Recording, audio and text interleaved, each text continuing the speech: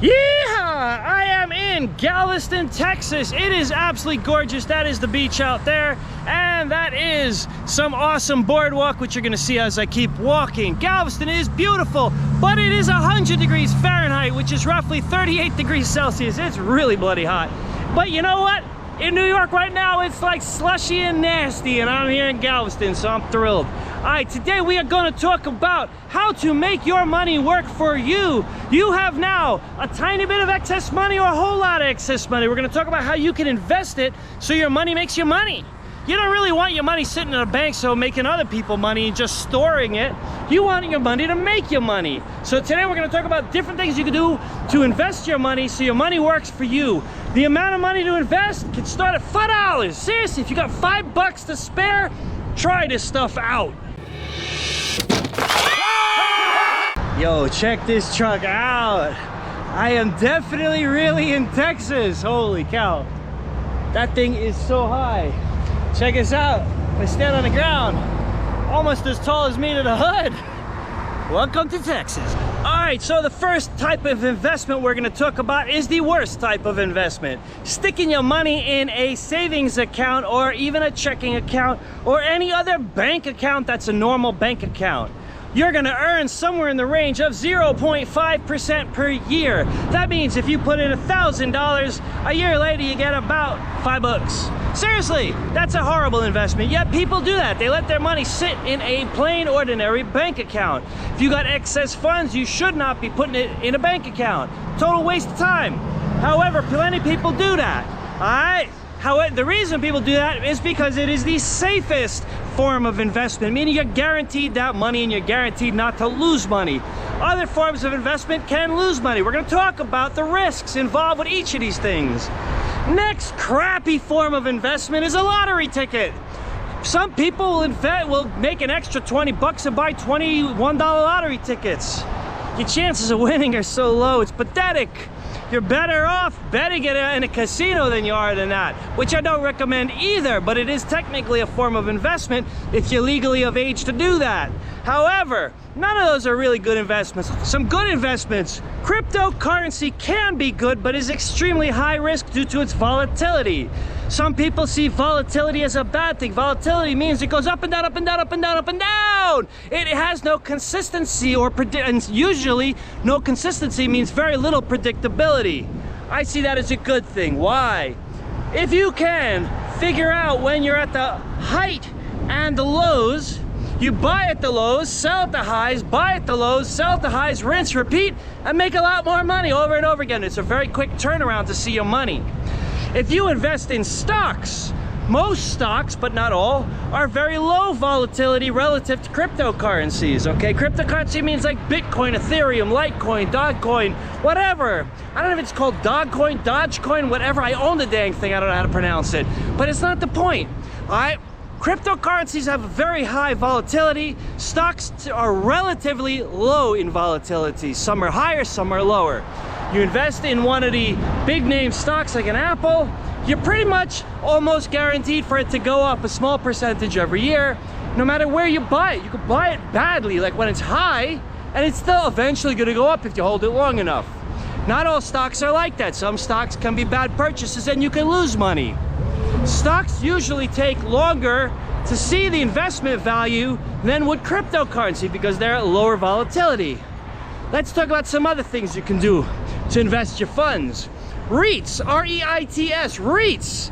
It's a form of investing in real estate without actually investing in real estate. In fact, it's very similar to buying a stock that is backed by a real estate investment. It's essentially the same thing, but if the real estate goes up, so does your REIT. That's the whole idea. It's tied to the real estate. However, you don't have to actually own anything and you can sell it on a whim. It's very liquid. Liquid means how easily you can get your money out of it. You want to sell it today, whether it be up or down, you can do that if it's liquid. Some investments are illiquid, not liquid. Illiquid investments include buying real estate. Now, you obviously need a little more money to buy real estate, but your money goes typically around 5x if you get a mortgage. Meaning, let's say you got 20 grand of excess funds, 20,000 US dollars. You could probably get a mortgage for an additional 80,000 and have a and buy a property that's worth $100,000, and then if you can get that property value up, let's say it's a fix-it-up or especially a handyman special, those are great for those kind of things. You get the value of the handyman special from 100 grand, you buy a $100,000 property with $20,000 down, and you get the value of that after doing repairs to about 140,000. You just turned $20,000 into 60, and I'll explain. After it's 140, you sell it for 140, you pay the bank back the $80,000 mortgage, and you are left with $60,000, and you only started out with 20 and you own nothing. You're done. You walked away. You tripled your money. That's entirely plausible and possible with real estate. Now, it's very high risk. You may not sell it. Okay, you may be working to find a buyer for a long time and may have to hold it, during which time you're paying real estate taxes and other things. Okay, freak things happen. New York just got flooded majorly. Lots of real estate was damaged. That could happen too. You could lose your investment that way. Real estate's very high risk in terms of what could happen. However, statistically, it's very low risk, meaning most people do make a lot of money on real estate. You can also buy real estate as an income property, meaning you have people move into it. You take your $20,000 down, you buy a piece of property, and then you rent it out to people and collect money over and over again, and when you're done with it, you just sell it to get your money back. Okay? In that format, you could rent it the traditional way out to people, or you could use an Airbnb, but then you become literally a landlord, or maybe you could call that a hotel operator, constantly managing your property, but you could always pay someone to do that too. Speaking of pay someone, that's another form of investment. You can hire someone to do things that you normally lose your time doing. That's another way to invest time. Let's say you are a messy person and your house is always a mess, but you never really bother to clean it, but when you do, it takes a lot of your time up. Pay someone to clean your house for you. That's an investment because you just bought back hours that you could otherwise spend earning income. Whatever money you make in the time that person's cleaning your house, that's your investment. That's kind of a crazy one, right? There's other forms of investment. You can also invest in people, helping people, charity work. Okay, use your money to help other people. That is a spiritual investment, not a monetary one, meaning you probably won't get your money back, but you will get your karma up. Well, if you believe in that stuff, which I certainly do, that's a great way to invest your money. However, most people watching this are probably thinking how to invest and end up with more fun. So let's talk about more ways to do that. Another option is to invest in a business, not your own. You become similar to an angel investor or some other investor. If you're gonna do that, you have to also decide, are you gonna be a lead investor or follow-on or just someone participating, okay? What that basically means is, are you the one who's taking the most risk or medium risk or low risk? How does that work? If you are the lead investor, it means no one else wanted to invest in that business as of yet. You're the first person investing in. You typically get the best investment terms, meaning the highest rate of return should the business succeed. However, the likelihood of success is extremely low at a statistical level. No matter how much you think the business is going to work, statistically most startups do fail, okay? So your likelihood of success as an angel investor, if you invest in one company, is pretty low. You might lose all your money. Very possible. However, 1 in 20 chance you might make a whole lot of money, because that's how angel investors work. Angel investors invest in 20 different businesses, hoping that one, maybe two will succeed, and the other ones they assume are going to be a loss. However, the success from the 1 or 2 that succeed is enough money of gain to warrant what they're doing. Losing money on 18, 19 companies just to get lots and millions from one. That's how angel investors work. If you don't have the money to play with, don't invest in just one company. It's a highly, highly bad idea. Okay, do not just take your little bit of money and invest it in someone's company if that's all you got. Especially if they came to you. If they approached you and says, I need money to start this company, it's this great idea, I'm gonna make a gajillion dollars. Do not believe that they're gonna make the gajillion dollars. All right, everybody says that. They need to prove it. If they can't prove it in numbers, paper, okay, with an executive summary and a proper business plan, then don't believe that they're gonna make the money just because they say that, and they can say, I'm sure of it, I know I'm gonna do it. Nothing. Don't use your last funds to invest in someone's business. You can only use lots of excess funds to invest in lots of businesses, okay, and with the hope that at least one will succeed, okay? Do not invest in a single business if that's all the money you got to play with. Bad idea, terrible investment. Other things you can invest in: collectibles, any form of antique or things that people collect, like baseball cards. You could collect jewelry, art, lots of things like that appreciate in value. The two problems with that, with investing in collectibles, is one, it's very illiquid. Very hard to sell these things later on. Maybe you get lucky, but you might sit with it for a while till you find a buyer of the thing. That's a problem. So if their value goes up and you want to get your money out, it may not be so easy to do that. That's one problem. The other problem is it takes a long time typically with collectibles to see the value increase. Meaning you might have to sit with it 10 years. Okay, a Mickey Mantle baseball card from 1960 something or 70 something, whenever he played, probably took at least 10 or 15 years before it was worth anything so spectacular, I think.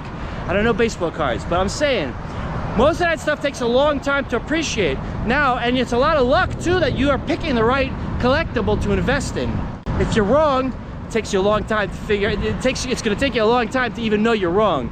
So if you like that stuff and you appreciate art and you want a piece of fine art in your wall, God bless you. If you're doing it as an investment, you better know what you're doing. Like, study that stuff. If you study it and you know it well, then it can be very lucrative, but it's a tough thing to invest in. Now, there's other things you can invest in relating to collectibles. There's this new thing called ETFs.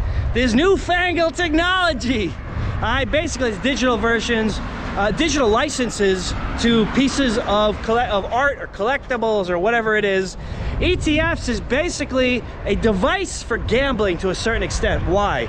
There's nothing tangible about it, and it's only backed by the collectible, which you don't own.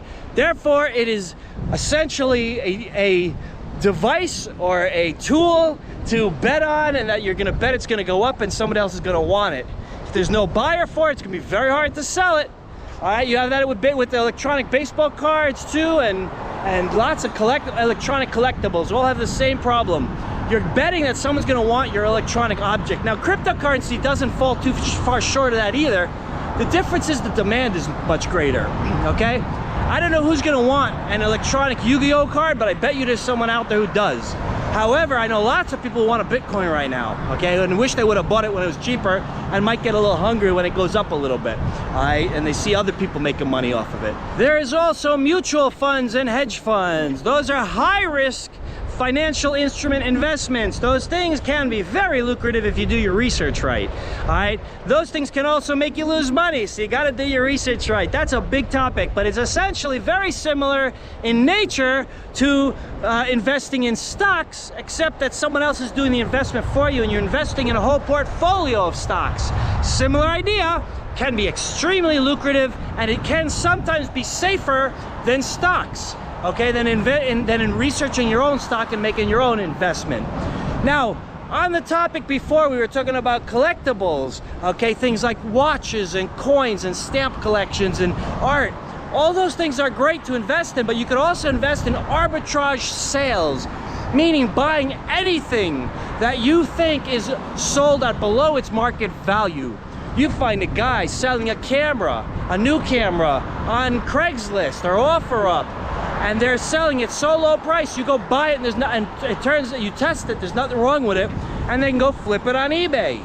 That's an arbitrage sale right there. Basically, you buy something for a lot less than its current market value, and then you resell it. That's a great way for a profit. It's a great way to use excess funds. You got to be careful of taxation on all these things, by the way. Arbitrage sales, there's taxation from the government, U.S. government. All right, stock trading, all these things, you have to pay taxes on your earnings. Real estate has a huge, complicated tax situation, but can be beneficial and can be better than other forms of investment. I'll tell you the worst way to invest. Anything you see advertised on Facebook where it says, invest in this and you'll make $1 million, highly unlikely that's going to ever yield. Most of those are scams. Just a big word of caution. If someone asks you to invest, chances are it's a scam, especially if you don't know the person, like a Facebook ad or something like that. Just be careful about those things. Another thing you can invest in, you can do a crowdfunding, okay? Someone has a business or a business idea or a venture idea, and they open up a crowdfunding opportunity for you. Everyone puts in a little bit of money and builds the business that way, okay? Together, they form the investment. That is a relatively safer way to invest than you just picking a company and being the sole lead funder or even a follow investor. Okay, when you do a crowdsourced type funding, chances are it's going to have some success and some result. Not guaranteed. You got to do your own research, that's for sure. Okay, there's also microloans. That's another thing you can invest in. People in poor countries need microloans. They need $500 to start a business, to buy cattle, to start a milk farm, whatever they're going to do. Okay, they need money to buy bees, to start collecting honey and selling honey. These microloans are high risk because some of them don't get paid back, but most of them do with interest. Now, the other thing you want to be aware of is how long are you ready to have your money tied up before you see the profit. Okay, microloans can be a quick turnaround. Could be 6 months, could be 3 years. That's not a quick turnaround, 3 years. 6 months is. How much percentage are you making per month? Analyze anytime you want to invest your money, how much are you making per month? Most interest is done annually. Put your money in a bank, you get money annually divided up into how long you left the money in there. Okay, if it's 5% a year in a CD, in a bank CD, which is no longer the rates, but at one time they were. Now it's much less. If you get 5% a month in a CD, 5% a year in a CD, you're getting below 0.5% per month. How much more can you make by just simply investing in like Apple stock? How much does that go up on average per month? Except there's the risk of losing it, but if you leave it in there long enough, sooner or later it goes up. Another form of investment is Forex, foreign exchange, Forex, F-O-R-E-X. Okay, investing in other currencies that are stronger than the currency you currently hold. If you live in a country where there's a lot of money losing value, you could switch it to US dollar, German mark, or whatever you want, Mexican peso, whatever holds the value better in your currency, and then trade it back when you want, when you're ready to spend it. Okay, that's one way to invest your money, to hold it in a currency that has better inflation rates than your own. Okay, now the other aspect is, how much is inflation in the country you're in? I just want to be on camera. Oh, you're on camera. Hi. Hello. You have a good day. You too, be well. That's funny. All right, it is a different day, obviously. I am in Houston, Texas by Graffiti Park. Unfortunately, yesterday when I was in Galveston, I forgot a few things. So we're gonna add it in now and edit it together, and you're gonna pretend that I'm still in Galveston. All right, some other things you can do with your excess income to make your money work for you. Let's talk about that. 1, invest in your own business. Now, if you already have a business, okay, you can also invest in people to help you increase your business. So for example, let's say you have a product. Your product has only so much sales. You can invest in a person whose job is to sell your product for you, a salesperson, a marketing expert. Add that investment, and if your product is any good and the salesperson's any good, that should return more money than you pay that person. It's a great way to invest. You're investing in your own business, essentially. Okay, now let's say you don't already have that business. What else can you do? You can form a new business that is intended to be a passive income source. Passive income businesses is a great way to make money. It's not the world's easiest thing to start, okay, and do successfully, but if you do, it's a great thing. So for an example of a passive business, you create an internet-based product, a digital product. Let's say it's an ebook, let's say it's an app, something that has the potential that you create it once and it earns money many times. Okay, a subscription-based online service, an e-magazine, something like this. You create it one time. Oh wow, the sun's really bad in that direction. You create it one time and you sell it as many times as you have customers to buy it. I really wanted to show this side of the building. Unfortunately, it seems to be in such a shadow, I don't think it's gonna work, but I'll do it this way. All right, you create that service once and it keeps making you money over and over again. Passive income, that's the whole idea. All right. By the way, my gimbal is starting to die. It didn't make it through this trip, so if it's jolty, I apologize for that. All right, let's talk about some of the other things you can do to make money. That's a really cool graffiti. Some of the other ways that you can make your money make you money is lending that money to people for interest. You basically become a money lender, a loaner. a loaner. I don't know, that has a double meaning in English. A person who gives loans, all right? You can do that and you can expect the interest back if you get paid, but boy, that's a really high risk business. So I don't necessarily recommend that unless you really know who it is that you're lending your money to and are super comfortable with the idea that you may not get it back, okay? That person's gotta be credit worthy. Other things you can do with your money to invest it and make sure that your money makes you money.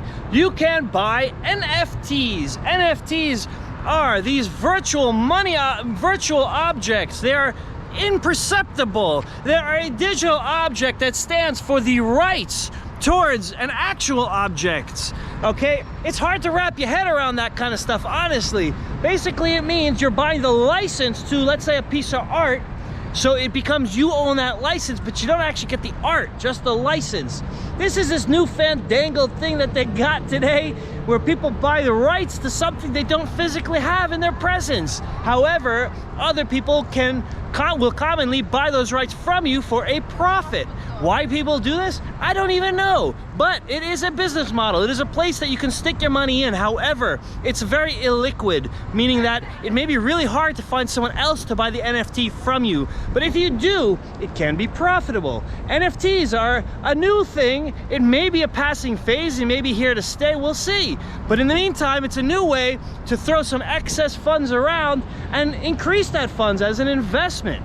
Another option is dividend stocks. Stocks that you buy and that disperse dividends periodically. So usually when people buy stocks, they're doing it for the investment value, okay? Meaning that they think that stock price is gonna go up over time. So they put the money in hoping it'll go up. Dividend stocks works a little bit differently. Obviously you want the stock to go up, but every so often, typically quarterly or periodically or monthly or yearly, whatever they got, okay, they will disperse money to whoever owns the stock at a specific date during that year. Now, what that means is you are guaranteed an income source if you own that stock. You don't need to be anything for the stock to go up to guaranteed income. However, if the stock goes down, you obviously may counteract your income. That can happen, and that does happen. However, dividend stocks is definitely something you can do with excess funds to ensure that you have a continuous income source from your money. Instead of holding your money, you put it into a stock that pays dividends, and then all of a sudden you get your dividends. That's a cool graffiti art right there. All right, one more thing you can do with your money. You can buy gold or other precious metals that typically go up in value. Now, if you put your money in gold and you have got a lot of money, you can end up with something very physically heavy and hard to store and hard to transport, okay? So actual gold can be good, and it can also be a nuisance. If you have $1 million to invest, that's a heck of a lot of physical gold. That weighs hundreds of pounds, maybe not hundreds, but it's a very heavy object to move around. If you ever decide you want to, let's say, go somewhere and take your valuables with you, it's an ordeal. So the alternative to that is to invest in a gold-backed ETF. I'll explain what that is in a minute. But the ETF is essentially a form of a stock that is backed by some kind of security that is tangible. A gold-backed ETF is essentially a stock that is backed by the value of gold, meaning gold goes up, ETF goes up, gold goes down, ETF goes down. However, it's not directly attached to it, meaning that it can vary from that. But essentially, if the price of gold goes up and you have a gold-backed ETF, your investment will go up. You buy an ETF the same way you'd buy a stock. There's exchanges that trade these things. You can trade it on a whim. So if you have an ETF and you want to sell it today, you push a button and it sells. Done, completely done. You have nothing else left to do. If you buy actual gold, it becomes illiquid. Go find someone to buy it, okay? Now, if you do go buy it, the person's gonna want to test it to make sure it's real gold. It's a little bit of an ordeal. If you have an ETF, you just push a button and sell it. That's about all the ideas I could come up with for ways to invest excess funds, but I hope you got plenty of fuel of how to use your money for good. And thank you all for watching. Enjoy Houston, Texas, and Galveston, Texas. And I'll see you all in the next video. Thank you for watching. Like, share, subscribe, and come on out to Texas. See ya. Thank you. Today we are going to talk about how you can invest. He just ruined my intro. Just ruined my intro. Why don't you just ruin my intro? Blooper. Yeah!